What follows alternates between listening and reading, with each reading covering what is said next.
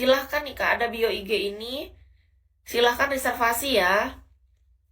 Gara-gara target Bigo nih bener-bener anjlok Kak. Dari yang kita dikit lagi sampai puncak nih, kita salah pilih jalan. Jatuh, hancur, berkeping-keping. Aku salah langkah Kak. Besar kesalahanku di dalam Bigo ini. Makasih Kak Za. Sangat besar. Ini bisa jadiin pelajaran buat host-host yang ada di sini ya, apalagi cewek. Kita harus kuat teman-teman. Jadi perempuan tuh nggak boleh lemah dengan hati atau perasaannya.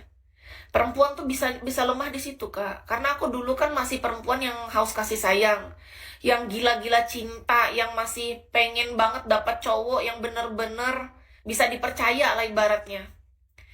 Ternyata aku tuh salah Kak. Dunia ini tuh kita nggak boleh berharap sama manusia Kak. Beneran. Kita tuh kalaupun mau berharap ya berharap sama Tuhan aja atau yang Maha Kuasa. Nggak ada manusia yang bisa kita benar-benar kasihkan kepercayaan 100%.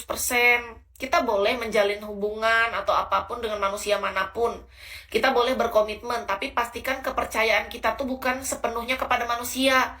Tapi serahkan itu kepada yang Maha Kuasa yang mengatur.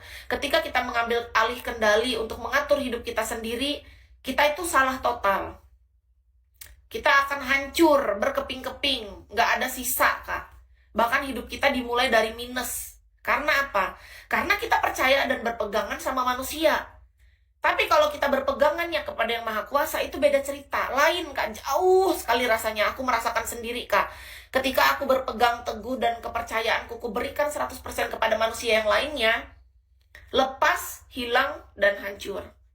Tapi kalau kita percayanya memang kepada Maha Kuasa, kita nih menjalin hubungan sama manusia manapun, dia hilang, kita tetap pegangannya kepada manusia, kepada Maha Kuasa kan teguh, kuat. Kita dipegang teguh oleh yang Maha Kuasa gitu loh. Nggak akan hancur, Kak. Dalam keadaan sesakit dan sesulit apapun, kalau di sini dan di sini kita penuh secara utuh keyakinannya kepada yang Maha Kuasa, itu beda. Aku udah merasakan sendiri, Kak. Sangat jauh.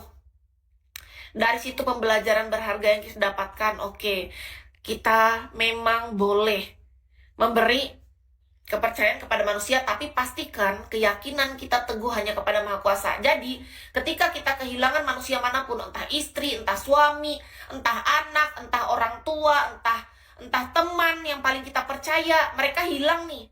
Kan dunia ini selalu silih berganti, datang dan pergi, hidup dan mati. Jadi kalau kita siap untuk menerima kehadiran orang, kita artinya siap untuk menerima kepergian seseorang.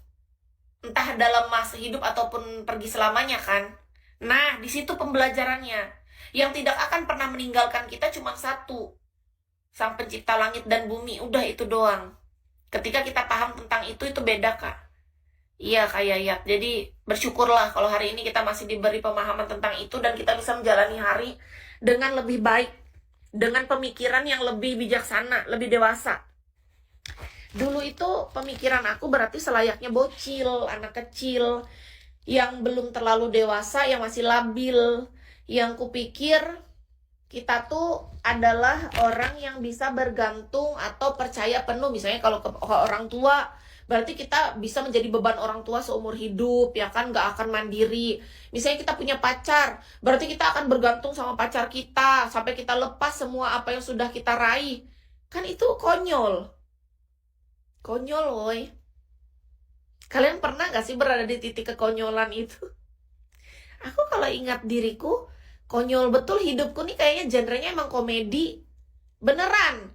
Aku yang sekarang punya otak yang sekarang tuh, aku tuh ngetawain diri aku yang dulu. Karena genrenya komedi banget itu. Iya loh. Komedi banget tuh Kis yang 10 tahun yang lalu tuh komedi 10 tahun yang lalu.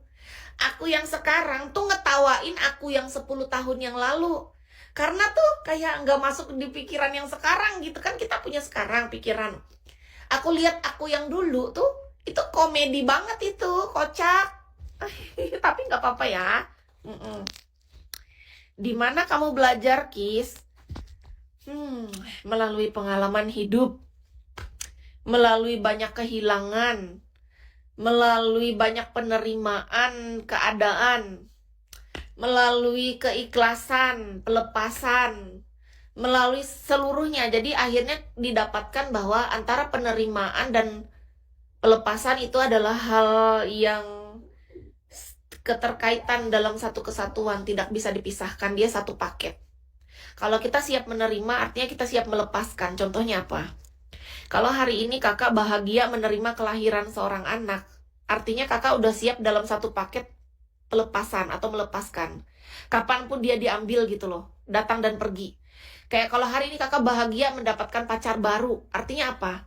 Di sana tuh udah satu paket gitu loh. Saat kita menerima, kita tuh udah siap satu paket dengan melepaskan sebenarnya.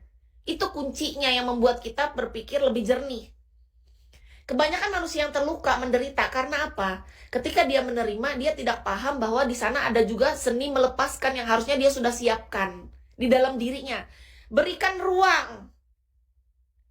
Ruang pelepasan, Kak, itu namanya. Yang Kis rasa ya, jadi gini. Aku dulu adalah orang yang siap menerima, tapi aku tidak memberikan ruang untuk melepaskan, mengikhlaskan, merelakan. Gak ada ruang itu. Jadi seluruh ruang diisikan hanya untuk menerima. Penerimaan pacar baru, penerimaan ada orang tua, penerimaan ada kakak adik yang hadir dalam hidup kita, penerimaan orang-orang baik yang hadir dalam hidup kita. Nah, ketika orang-orang ini pergi, tiada lagi, kan artinya karena kita nggak menyediakan ruang pelepasan, keikhlasan untuk melepas ini. Di sana kan hancur, Kak, jadinya. Kalau dari awal kita sudah paham konsep kehidupan bahwa saat kita menerima, maka kita sediakan ruang pelepasan. Ada ruangnya nih. Kita udah sediakan itu. Jadi ada yang namanya siaga. Siap. Orang yang siaga beda dengan orang yang gak siap. Lain. Kalau kita gak siap nih, gak ada kewaspadaan dalam hidup, tidak menyediakan ruang. Bayangkan aja nih, kakak saat ini punya anak deh. Senang, selamat hadir di dunia, my baby boy, my baby girl. Besok hilang selama-lamanya. Gak ada ruang ini. Hancur, Kak. Kupastikan karena apa aku merasakannya. Sakit.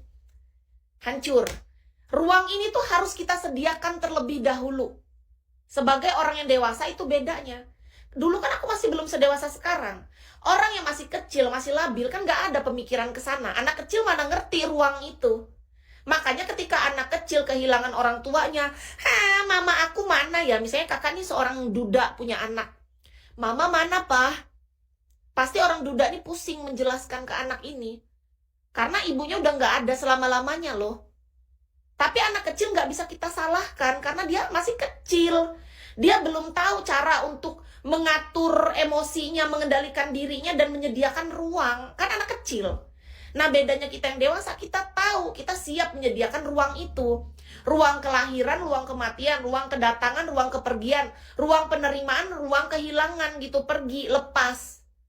Ada ruangnya. Kita sediakan itu.